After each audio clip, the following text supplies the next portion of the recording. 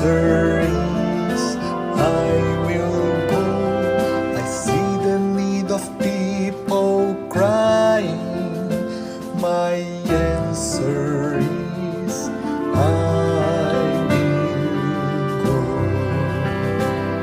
I go to share the message of love. I go to share the blessed hope.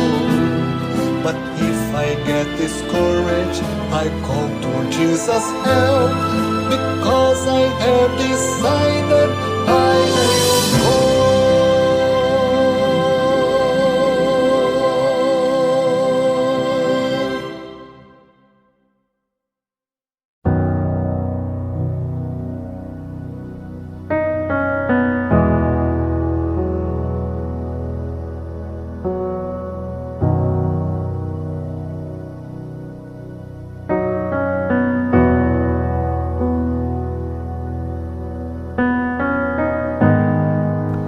Seventh day Adventist church Roorkee की ओर से आप सभी सुनने वालों का इस संदेश में स्वागत करते हैं और आपके लिए, आपके परिवारों के लिए, आपकी यूनिट के लिए प्रार्थनाएं करते हैं कि प्रभु आपको बहुतायत से बरकत दे और उसके अनुग्रह में आप दिन ब दिन बढ़ते चले जाएं, आपके परिवारों में उजियाला हो, आपके घर के दीपक सदा जलते रहें। इसी विश्वास के साथ संदेश में आने से पहले प्रार्थना में आएंगे। स्वर्गीय महान प्यारे पिता परमेश्वर, प्रथम स्थान तुझे देते हुए, सारी आदर और महिमा तुझे देते हुए आज के इस संदेश में तेरे अनुग्रह के सिंहासन के पास आते हैं कि हम पर तेरी दया कृपा हो। प्रार्थना करते हैं प्रभु, होने दे कि तेरा पवित्र आत्मा सुनाने वाले के साथ हो और सुनने वालों को बरकत दे। और प्रभु, जिनके प्रयासों से ये चैनल चल रहा है, उन्हें भी तू बहुतायत से बरकत देना। उनके परिवारों पर, यूनिट पर तेरी बहुतायत से बरकत हो। ये प्रार्थना तेरे पुत्र प्रभु यीशु मसीह के मधुर और मीठे नाम से मांगते हैं, आमीन। परमेश्वर को प्रथम स्थान देते हुए आदर और महिमा के साथ इस समय हम उसकी उपस्थिति में आते हैं। आज के संदेश में, जो कि यह संदेश बीते संदेश जो दिया गया था, अनुग्रह का समय, उसी को आगे बढ़ाते हुए आज के संदेश का शीर्षक है प्रोबेशन क्लोज्ड, अनुग्रह के पीरियड का समाप्त होना। प्रभु के वचनों में आएंगे और देखेंगे कि पवित्र बाइबल हमें इस अनुग्रह के समय के लिए क्या बताती है। जो हमने पिछले बार वर्णन किया, इस सृष्टि की रचना को करीब 6000 साल हो चुके हैं। 7वें 1000 साल में हम चल रहे हैं और निशानों के हालात पर, जो हालात चल रहे हैं, उससे हम ये मान करके चलते हैं कि अंत निकट है। और जब अंत निकट है तो परमेश्वर की कृपा, उसकी दया, उसका अनुग्रह भी बहुतायत से मेरे और आपके साथ है। अनुग्रह का समय, आज का समय, अनुग्रह क्या है? देखिए, इंग्लिश में बोलते हैं grace, period of grace. Grace शब्द जो है वो ग्रीक भाषा का शब्द है चेरिस, CHARIS, जिसका अर्थ होता है फेवर करना, तरफदारी करना, पार्ट लेना। और हम इस शब्द को ग्रेस, अनुग्रह, समझ सकते हैं डिवाइन रीजनरेटिंग पावर, ईश्वरीय जनरेटिंग संचालित करना और रीजनरेटिंग संचालित करना। आज प्रभु यीशु मसीह अपने अनुग्रह में मुझे और आपको रीजनरेट कर रहा है कि हम प्रभु यीशु मसीह के करीब आएं, विश्वास करें। ग्रेस और हम समझ सकते हैं इसके मीनिंग जो हैं, जो अर्थ हैं, फेवर, काइंडनेस, मर्सी, कंपैशन और स्पेशली खास तौर पर when we do not deserve for them, जब हम उसके योग्य नहीं होते हैं, जब हम उसके योग्य नहीं होते हैं तो भी प्रभु हमारे पर दया करता है। हम अपनी जिंदगी के बीते समयों को आंख बंद करके सोते समय याद करें, सैकड़ों ऐसी घटनाएं हमारे जीवन में हुई होंगी जो अचानक से हमको प्राप्त हुआ होगा। कोई भी चीज विचार करिए आज आप, जो अचानक से प्राप्त होता है, जिसके लिए हमने सोचा नहीं, प्रयास नहीं किया, मेहनत नहीं करी, लेकिन हमें प्राप्त होता है। That is called grace of God. और उसी समय में हम जो हैं जी रहे हैं। और हमें इसे समझने के लिए जो है आज हम प्रकाशित वाक्य के 8वें अध्याय में और 11वें अध्याय में पाएंगे। 6, 7, 8 में 7 सील का वर्णन किया गया है, जो कि 7 period of religious history from the period of apostles to the end of world, प्रेरितों के समय से 100 AD के समय से लेकर के अंतिम समय की रूपरेखा है। 7 मोहरें जिन्हें कोई बताने वाला नहीं था जब यूहन्ना देख रहा है, ना खोलने वाला था ना समझाने वाला था, केवल एक व्यक्ति प्रभु यीशु मसीह, वध किया हुआ मेमना। आज उसी अंतिम सील में आएंगे। 7 हैं तो इसका मतलब है 7वीं अंतिम है। 7 जो है नरसिंह, तुरहियों का फूका जाना, जो कि उस पीरियड से लेकर आज तक जितनी भी पॉलिटिकल घटनाएं हुई हैं उसका पीरियड है। इस समय ये पहली, दूसरी, तीसरी और अब करते हुए आखिरी तुरही में, इन दोनों पर देखिए विचार करेंगे, तब हम अपने टॉपिक पर आएंगे। प्रोबेशन, तौबा का समय समाप्त होना, उसी तरह से जिस तरह से नोहा 120 वर्ष तक प्रचार करता रहा, जल प्रलय के लिए अचानक नहीं आया, अपने टाइम के अनुसार आया। और उसके बाद मर्सी डोर क्लोज्ड, दया का द्वार बंद हो गया। 10 कुआरियों के दृष्टांत में पाते हैं, जो प्रभु यीशु मसीह ने स्वयं दृष्टांत कहा कि परमेश्वर का राज्य 10 कुआरियों के समान है, जो मत्ती की इंजील और 25वें अध्याय में जो कि दूल्हा के आने का इंतजार कर रही थी। दूल्हा प्रभु यीशु मसीह दृष्टांत है। 5 उसमें मूर्ख थीं और 5 बुद्धिमान थी। बुद्धिमानों ने अपने साथ दिए भी लिए और तेल भी लिया, लेकिन मूर्खों ने केवल दिए लिए, तेल काफी नहीं था।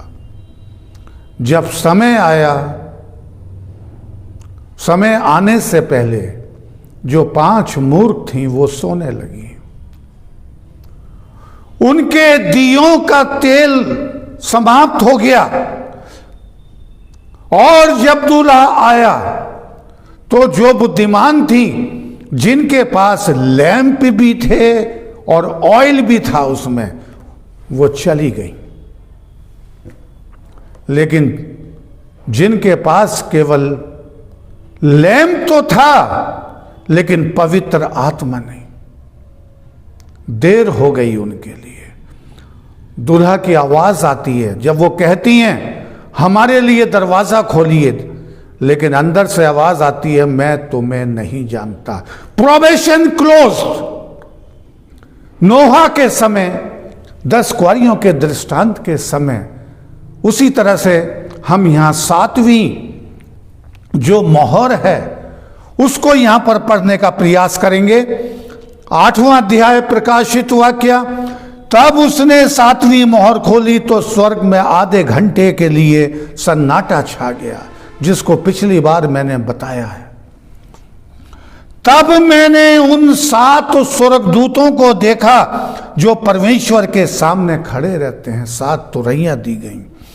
फिर एक और स्वर्गदूत सोने का धूपदान लिए हुए आया और वेदी के निकट खड़ा हुआ और उसको बहुत सा धूप दिया गया कि सब पवित्र लोगों की प्रार्थनाओं के साथ सोने की उस धूप पर जो सिंहासन के सामने है उसे चढ़ाए। उस धूप का धुआं पवित्र लोगों की प्रार्थनाओं सहित स्वर्गदूत के हाथ से परमेश्वर के सामने पहुंच गया। देखिए ये 7वीं मोहर और ये 2 आयतें जो हमने पढ़ी हैं, आज बाइबल की भविष्यवाणियों के आधार पर हम उस स्थान पर खड़े हैं जहां पर यह आयत बोली जा रही है कि एक स्वर्गदूत सोने का धूप दान लिए हुए आया और उसमें बहुत सा धूप डाला, जिससे कि पवित्र लोगों की प्रार्थनाओं का धुआं, जो कि बोध करती हैं मेरी और आपकी प्रार्थनाओं। इसलिए बीता संदेश था अनुग्रह का समय, और यहां पर वर्णन हो रहा है बहुत सा धूप डाला गया। जब बहुत सा धूप है तो बहुत सा धुआं भी है और बहुत से धर्मी भी हैं। बाइबल की भविष्यवाणियों के अनुसार आज हम उस स्थान पर खड़े। 7वीं और अंतिम तो रही है, लेकिन अगली आयत जो आज के संदेश का टाइटल है उससे रिलेटेड है, और वो आयत है 5वीं। तब स्वर्गदूत ने धूपदान लेकर उसमें वेदी की आग भरी और पृथ्वी पर डाल दी, और गर्जन शब्द और बिजलियां और भूकंप होने लगे। देखिए ये स्वर्गदूत वेदी की आग को, वेदी की आग और वेदी की धुआं पवित्र स्थान की सेविकाई में जो कि इस पृथ्वी पर होती थी उसका बड़ा अहम रोल था, जो बीते संदेश में बताया गया है। और वही सेविकाई आज महापवित्र स्थान में प्रभु यीशु मसीह कर रहा है। पृथ्वी पर जो सेविकाई याजकों के द्वारा की जाती थी, प्रभु यीशु मसीह के क्रूस पर बलिदान देने के बाद वो समाप्त हो जाती है। लेकिन वो सेविकाई अभी आप देखेंगे और देख रहे हैं। यहां पर देखिए, जब इस पवित्र स्थान से वेदी की आग जिसमें लोबान डाला जाता था, इंसेंस, धूप डाली जाती थी जिससे धुआं निकलता था, मेरी और आपकी प्रार्थनाएं पहुंचती थीं, उसे पृथ्वी पर डाल दिया। लेकिन आयत क्या कह रही है कि पृथ्वी पर गर्जन, बिजलियां और भूकंप होने लगे। अब यहां देखिए, इस पवित्र स्थान की सेविकाई जो प्रभु यीशु मसीह महायाजक के रूप में कर रहा है, फिनिश, प्रोबेशन क्लोज्ड, तौबा का द्वार जैसे नोहा के समय हुआ, जैसे 10 कुआरियों के दृष्टांत में हुआ, यहां पर समाप्त हो जाता है। घटनाएं देखिए किस तरह की हो रही हैं, गर्जन, शब्द और बिजलियां। आज इन पे हम विचार करेंगे। लेकिन देखिए 11वें अध्याय की हम आखिरी जो तुरही फूकी जा रही है, ये सील हैं, मोहरे हैं। लेकिन जब 7वीं तुरही फूकी गई, आखिरी तुरही, जिसका वर्णन पौलुस रसूल 2 थिस्सलुनीसियंस में कह रहा है कि भाइयों, हम नहीं चाहते कि तुम मृतकों के बारे में अनजान रहो। अंतिम तुरही फूंकी जाएगी और मुर्दे अविनाशी दशा में जी उठेंगे। ये देखिए, सेकंड कमिंग ऑफ जीसस। 7वीं तुरही, जब 7वें दूत ने तुरही फूंकी तो स्वर्ग में बड़े बड़े शब्द होने लगे, हलचल। सिंहासन पर आधे घंटे का ना कोई अंदर जा सकता था, ना कोई बाहर। समाप्त।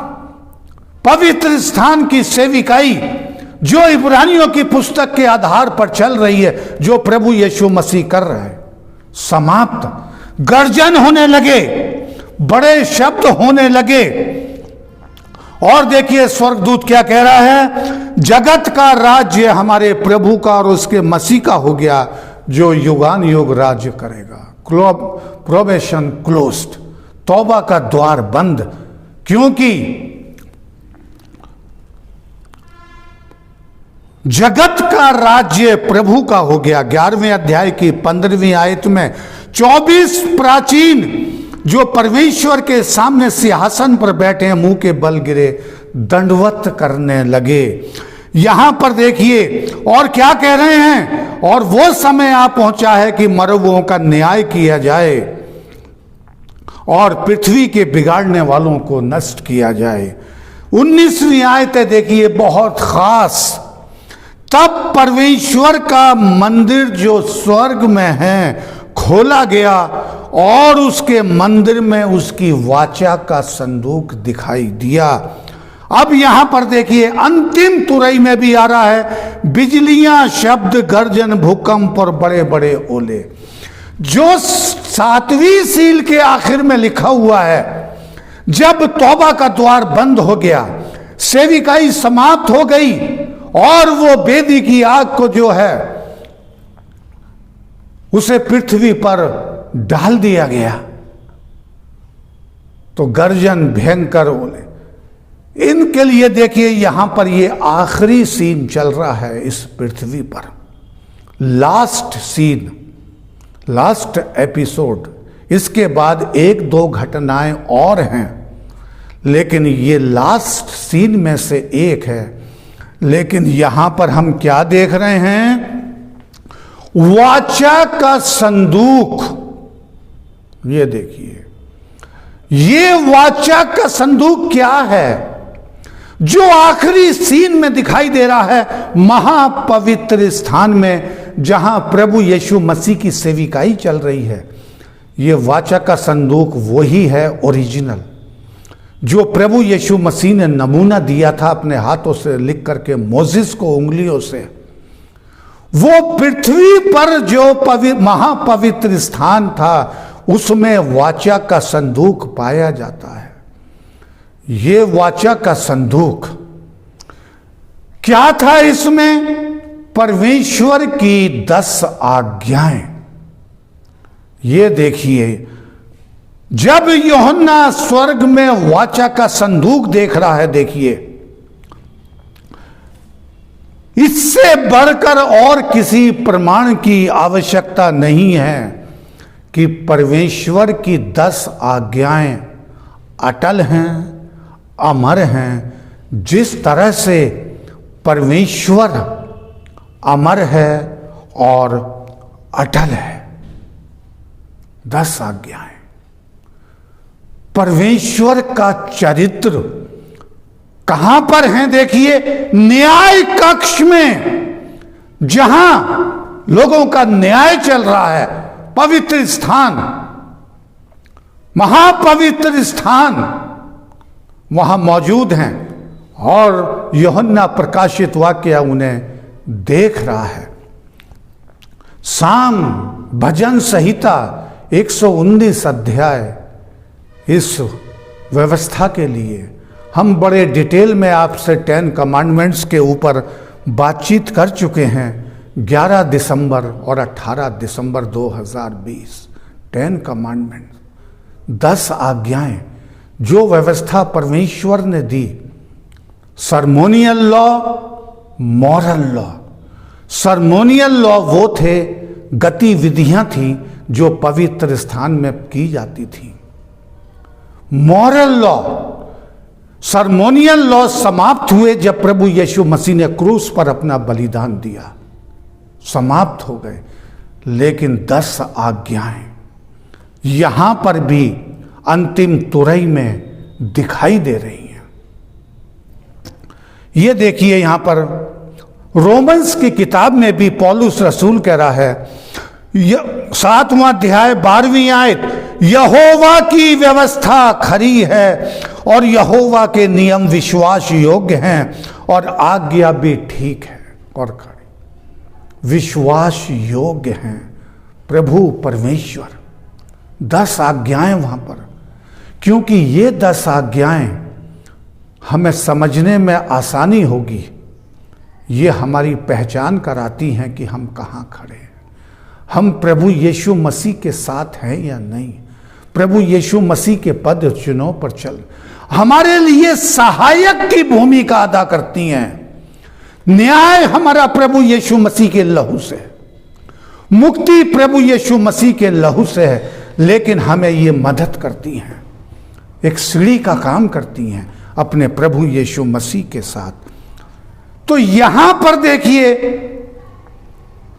प्रोबेशन, 7वीं तुरई, 7वीं सील, जब प्रभु यीशु मसीह महापवित्र स्थान से निकले। ये कौन सा समय है?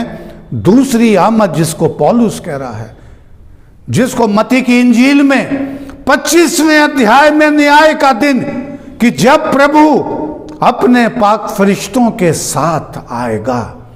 वो समय हो गया ये, जब धूप की बेदी उसकी आग को पृथ्वी पर गिरा दिया गया, पृथ्वी पर संकट आने लगे। ये उस समय का वर्णन है। अभी हम वहां पहुंचे नहीं हैं, अभी तो हम केवल छठी सील पर हैं, 7वीं के दरवाजे पर खड़े हैं। छठी हमें प्रभु यीशु मसीह की आमद की तरफ नहीं ले जा रही है, लेकिन 7वीं प्रभु यीशु में। अब हम देखेंगे उस समय की घटनाओं को। यिर्मयाह नबी, डैनियल नबी, ईशाया नबी, मलाकी किस तरह से वर्णन कर रहे हैं उस समय के बारे में।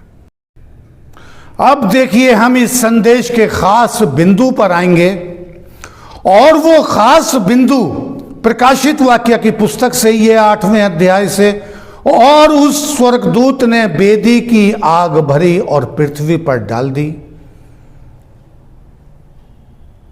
और पृथ्वी पर गर्जन, ओले, बिजलियां चमकने लगी। इस समय का वर्णन नबी लोगों ने इसको यूहन्ना 70 एडी के आसपास वर्णन कर रहा है, 70 और 80 एडी के बीच में। लेकिन नबियों ने उससे पहले इसका जिक्र कर दिया है। वो हम देखेंगे ईशाया की पुस्तक और उसका 24वां अध्याय मेहरबानी से इस समय में इशाया, यर्मिया, डैनियल, मलाकी, पतरस, इन सब लोगों के विचारों को बताऊंगा, भविष्यवाणियों को, और मैं ज़्यादा पढ़ नहीं पाऊंगा। एक एक दो दो लाइन मेहरबानी से अगर पेन और कागज़ अगर रख लें तो इन आयतों को नोट कर लें, जिन आयतों को इस समय के लिए नबियों ने पेश किया। क्योंकि इशाया एक वो नबी है जिसने प्रभु यीशु मसीह के जन्म लेने से पहले भविष्यवाणियां की, जन्म से संबंधित, उसकी सेविकाई से संबंधित, उसकी मृत्यु से संबंधित, न्यू जेरूशलेम से संबंधित, न्यू हेवन, न्यू आकाश से संबंधित। तो इशाया जो है इसमें भी पीछे नहीं है कि उस समय की घटनाएं कैसी होंगी। देखिए, ये जो घटनाएं इस समय बताई जाएंगी ये मन को उतनी अच्छी तो नहीं लगेंगी, मन को प्रसन्न भी नहीं करेंगी, लेकिन परमेश्वर का आत्मा, पवित्र आत्मा आपको बहुत कुछ समझने में आपकी मदद करेगा। इशाया नबी कहता है उस समय के लिए, 24वां अध्याय उसकी लिख लीजिए, 19वीं आयत से लेकर के और 23वीं आयत तक, 4 आयतों में पूरा इसका वर्णन किया है इशाया नबी ने। मैं कहीं कहीं से थोड़ा सा पढ़ूंगा, आप इसे सरमन के बाद इसको देखिए। अब हम देखेंगे कि इशाया नबी किस तरह से उस दृश्य का वर्णन कर रहा है जो 8वीं सील में और 7वीं सील में और 7वीं तुरही में जिसका वर्णन किया जा रहा है, बिजलियां, ओले, परेशानियां। 24वां अध्याय, 19वां अध्याय, नहीं 24 अध्याय 19वीं आयत, पृथ्वी फटकर टुकड़े टुकड़े हो जाएगी। यह है प्रभु यीशु मसीह की आमद का समय, जबकि धर्मी जन उठा लिए जाएंगे, जलाए जाएंगे, और जो पृथ्वी के धर्मी हैं वो बादलों पर प्रभु यीशु मसीह से मिलेंगे। उस समय का वर्णन है ये कि पृथ्वी फटकर टुकड़े टुकड़े हो जाएगी, पृथ्वी अत्यंत कंपायमान होगी, मतवाले के समान डगमगाएगी और मचान के समान डोलेगी। वो अपने पाप के बोझ से दबकर गिरेगी और फिर ना उठेगी। ये इशाया नबी, जब इशाया की सारी भविष्यवाणियां प्रभु यीशु मसीह से संबंधित हैं, तो देखिए ये बातें कितनी, और आगे आप इसको पढ़ लीजिए 23वीं आयत तक, उस समय की स्थिति का वर्णन। यर्मिया नबी देखिए किस तरह से वर्णन कर रहा है। 4थे अध्याय में रोने वाला नबी, दुखी नबी, लेकिन 4थे अध्याय में क्या कह रहा है?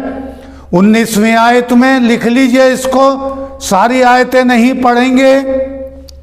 हाय हाय मेरा हृदय भीतर ही भीतर तड़पता है और मेरा मन घबराता है, मैं चुप नहीं रह सकता, क्योंकि हे मेरे प्राण, नरसिंगे का शब्द और युद्ध की ललकार मुझ तक आ पहुंची है। देखिए यर्मिया नबी क्या कह रहा है, वो नरसिंगे की आवाज जिसको पौलुस कह रहा है थिस्सलुनीस की पुस्तक में, अंतिम तुरही फूंकी जाएगी, मुर्दे जी उठेंगे, और उस समय का वर्णन कर रहा है। इशाया नबी पृथ्वी डगमगाएगी, लेकिन यहां पर यर्मिया नबी भी दर्शन देख रहा है और वो बड़ा दुखी है उस दर्शन को देख करके। वो उसका वर्णन नहीं कर पा रहा है, लेकिन उसके अंदर आग लग रही है, वो चुप भी नहीं बैठ सकता, वो चुप नहीं रह सकता। जब परमेश्वर की ज्वाला मनुष्य के अंदर चलती है तो मनुष्य शांत नहीं रह सकता, चाहे उसका रिजल्ट कुछ भी क्यों ना हो। यहां पर हम देख रहे हैं कि यिर्मयाह नबी विनाश का वर्णन देख रहा है उस समय का, जब मुर्दे जी उठे, प्रभु यीशु मसीह के साथ चले जा रहे हैं और स्वर्ग में सिंहासन पर आधे घंटे का सन्नाटा। रेवलेशन 8 के अनुसार 7 स्वर्गदूत हैं, 7 विपत्तियां हैं। प्रकाशित वाक्य 16 के अंदर जो 7 स्वर्गदूत विपत्तियां लेके खड़े हैं, 1 2 3 4 5, 16वां अध्याय मेहरबानी से पढ़ने की कोशिश करिए। वो घटनाएं आज नहीं हो रही हैं, ये मत मानिए। उस द्वार पर हम खड़े हैं, इसलिए ये विषय भी था, अनुग्रह का द्वार जहां हम आज खड़े हुए हैं। लेकिन ये अनुग्रह का द्वार उसी तरह बंद होगा जिस तरह जल पड़ने में हुआ था। ये उसी तरह बंद होगा जो 10 कुआरियों के दृष्टांत में प्रभु दूल्हा कह रहा है, मैं तुम्हें नहीं जानता। अब देखिए उस विनाश का किस तरह से दर्शन मिलता है। 4 अध्याय की 23वीं आयत में लिख लीजिए इसको और बाद में पढ़िए, मैं केवल इसका थीम बताऊंगा। मैंने पृथ्वी पर देखा, वो सूनी और सुनसान पड़ी थी। यिर्मयाह नबी वर्णन कर रहा है प्रभु यीशु मसीह के आने से 2700 साल पहले पृथ्वी सूनी हो गई। प्रभु यीशु मसीह जब बादलों पे आ रहे हैं, स्वर्गदूतों के साथ पवित्र स्थान सिंहासन छोड़ दिया आधे घंटे के लिए, और उसमें कोई ज्योति न थी। मैंने पहाड़ों को देखा, वे हिल रहे हैं, और सब पहाड़ियों को वे डोल रही हैं। फिर मैंने देखा कोई मनुष्य न था। यहां पर हम देख रहे हैं कि यिर्मयाह नबी उस समय का वर्णन कर रहा है जब ये घटनाएं, प्रभु का सिंहासन से निकलना,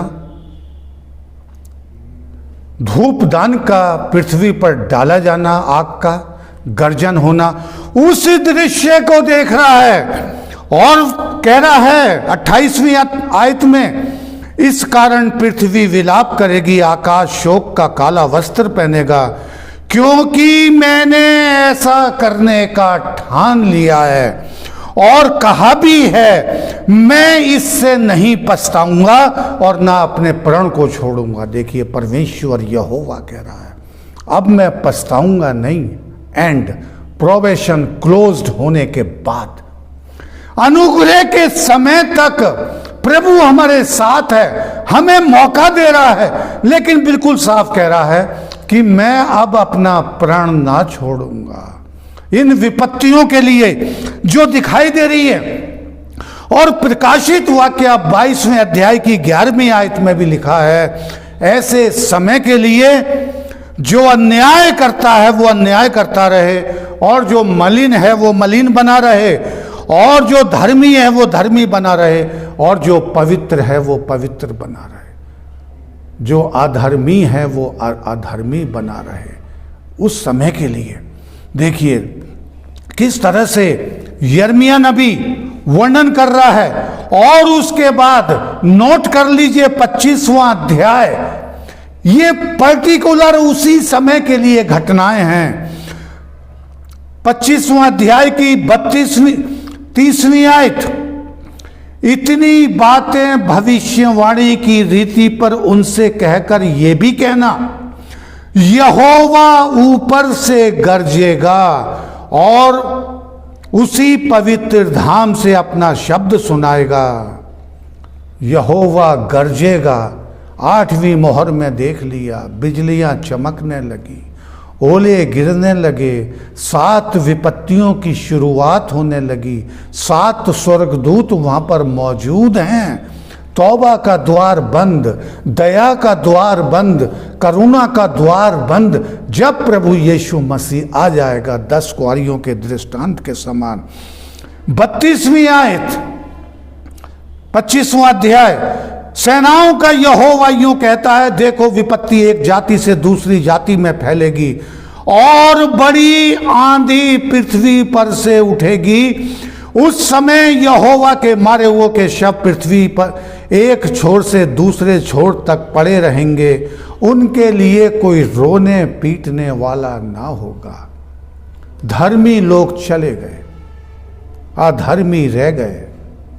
1000 साल के लिए प्रभु के साथ राज्य करेंगे। यहां पर कोई रोने वाला नहीं है। शव पड़े हैं, उनके लिए कोई रोने पीटने वाला ना होगा। शव ना बटोरे जाएंगे, कब्रों में ना रखे जाएंगे। वे भूमि के ऊपर खाद के समान पड़े रहेंगे। यिर्मयाह नबी ने किस तरह से देखिए इसका वर्णन किया है। और देखिए डैनियल नबी, कोई 1-2 नबियों ने नहीं, बहुत जगहों पर उस अंतिम दौर का, अंतिम सीन का, जब ये तौबा का द्वार बंद हो जाएगा, उस 1 हफ्ते की घटनाएं हैं ये। 7 आधे घंटे के लिए सिंहासन खाली, 7 स्वर्गदूत, 7 विपत्तियां। और देखिए क्या देख रहे हैं हम, डैनियल नबी किस तरह से उस समय मिकाएल 12वां अध्याय, मिकाएल नामक बड़ा प्रधान खड़ा होगा। वो ऐसा समय होगा जो कि सृष्टि से लेकर आज तक नहीं हुआ। वो ऐसा समय होगा। और लिखा हुआ है, जो भूमि के नीचे सोए हुए होंगे वो जाग उठेंगे। डैनियल नबी साफ कह रहा है, प्रभु यीशु मसीह के आने से करीब 600 साल पहले, अब से 2600 साल पहले, जो भूमि के नीचे हैं जाग उठेंगे। कितने सदा के जीवन के लिए और कितने सदा की मौत के लिए। तब सिखाने वालों की चमक आकाश मंडल के समान होगी। सिखाने वालों की चमक, जो बहुतों को धर्मी बनाते हैं, वे सर्वदा आकाश में तारों के समान चमकेंगे। लेकिन जिनके नाम जीवन की पुस्तक में लिखे हुए हैं, उन्हें हानि ना होगी। इसलिए ये संदेश चल रहा है, बीता संदेश, अनुग्रह का समय। हम चल रहे हैं, प्रोफेटिक टाइम में हैं, 7वीं कड़ी के द्वार पर खड़े हैं। ना कल जानते, ना 1 महीने के बाद, ना 1 साल 10 साल, हम नहीं जानते प्रभु यीशु मसीह की आमद। केवल हालात को देख करके हम लगा सकते हैं। अब देखिए इसको मलाकी नबी किस तरह से कह रहा है, ये भी नोट कर लीजिए। 4 अध्याय की पहली आयत, देखो वो धधकते भट्टे का सा दिन आता है। धधकते हुए भट्टे का दिन आता है, लेकिन जो प्रभु का भय मानते हैं, जो प्रभु को प्यार करते हैं, वो इससे बच निकलेंगे।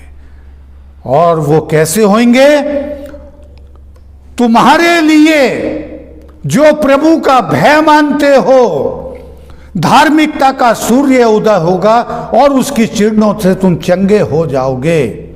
ये देखिए आशा का संदेश, खाली निराशा नहीं है। इन 2 संदेश में आशा भी है और निराशा भी है। आप ये ना समझिए कि आपको इस संदेश के द्वारा निराश नहीं। जिनके नाम जीवन की पुस्तक में लिखे होंगे, जिनके वस्त्र धुल चुके होंगे, वो सदा के लिए प्रभु के साथ 1000 वर्ष तक। अब आखिरी देखिए, पतरस देखिए किस तरह से वर्णन कर रहा है। दूसरा पतरस, इसे भी लिख लीजिए, 3 अध्याय और उसकी 8वीं आयत। हे प्रियो, ये बात तुमसे छिपी ना रहे कि प्रभु के यहाँ एक दिन 1000 वर्ष के बराबर होते हैं। और 1000 वर्ष एक दिन के बराबर होते हैं। प्रभु का दिन चोर के समान आएगा। और उस दिन क्या होगा देखिए, तत्व बहुत ही तप्त होकर पिघल जाएंगे, पृथ्वी और उसके काम जल जाएंगे, और परमेश्वर के उस दिन की बाट किस रीति से जोहना चाहिए और हमें उसका प्रयास कैसा करना चाहिए। पतरस उस स्थिति का वर्णन कर रहा है, प्रभु यीशु मसीह के आमद के समय का वर्णन है, जो आज इशाया की पुस्तक, यर्मिया, डैनियल, मलाकी, पतरस के द्वारा उस स्थिति का, सातवीं तुरई फूंके जाने पर बिजलियों का चमकना, आकाश में कंपन होना, भूख अर्थक्वेक होना, इन चीज़ों की शुरुआत अभी नहीं हुई है। बहुत सी जगह पर सुनने में आ रहा है कि बहुत से लोग इन आयतों को कोट कर रहे हैं कि आज ये हो रहा है, लेकिन नहीं, अभी अनुग्रह का समय है, दया का समय है, क्योंकि पतरस यहां पर बहुत साफ कह रहा है, ये तो होगा, आकाश के तत्व पिघल जाएंगे, लेकिन 13वीं आयत में 3 अध्याय की आशा का संदेश, पर उसकी प्रतिज्ञा के अनुसार, प्रभु यीशु मसीह की प्रतिज्ञा के अनुसार हम एक नए आकाश और नई पृथ्वी की आस देखते हैं जिसमें धार्मिकता वास करेगी। और ये धार्मिकता का पीरियड, जो धर्मी उस समय जिलाए जाएंगे और जो इस पृथ्वी पर जिन्होंने अपने वस्त्र को धो लिया है, प्रभु यीशु मसीह ने जिनके वस्त्रों को धो लिया, जिनके नाम जीवन की पुस्तक में लिखे हैं, वो प्रभु यीशु मसीह के साथ 1000 साल के लिए राज करेंगे। उसके बाद का जो वर्णन होगा वो कभी फिर आपको चित्रित किया जाएगा। लेकिन आज हमारे लिए आशा का संदेश है, निराशा का संदेश नहीं है, नेगेटिव संदेश नहीं है। ये तो वो घटनाएं हैं जो उस समय जब तौबा का द्वार समाप्त हो जाएगा और वो धूप की बेदी आग पृथ्वी पर गिरा दी जाएगी, तो संकट, समस्याएं, विपत्तियां, जो प्रकाशित वाक्य 16 में, जिसका तो अभी शुरुआत भी नहीं है, लेकिन कुछ लोग कहते हैं कि शुरुआत, आज उन्हें पढ़ कर के देखिए, 7 स्वर्गदूत और 7 विपत्ति, जिसकी अभी कोई शुरुआत नहीं है, वो प्रभु यीशु मसीह की आमद के समय का वर्णन है। प्रभु आपको बरकत दे। आइए प्रार्थना। स्वर्गीय महान प्यारे पिता परमेश्वर, तेरा धन्यवाद देते हैं कि आज प्रभु हम एक आशा का संदेश सुन सके, अनुग्रह का समय। प्रभु आज हम अनुग्रह के समय में रह रहे हैं। आज जिस तरह से वो भेदी की घटनाएं, लोबान का डाला जाना दर्शा रहा है धुआं को, अधिकाधिक धर्मियों की प्रार्थनाओं का धुआं पहुंच रहा है, यही है अनुग्रह का समय। लेकिन उसके बाद इमीडिएट उसका पृथ्वी पर गिराया जाना, समाप्त अनुग्रह के समय का, विपत्तियों की शुरुआत। एक आशा का संदेश है, ना कि सुनने वालों को बरकत देना। प्रभु होने दे संदेश से एक नया जीवन शुरू करें और तेरे पास आए। हमारे परिवार, यूनिट, रिश्तेदार सब प्रभु तुझ में वफादार पाए जाएं। इस चैनल के चलाने वालों को बरकत देना, उनके परिवारों पर बरकत हो। ये प्रार्थना तेरे पुत्र प्रभु यीशु के नाम से मांगते हैं, आमीन।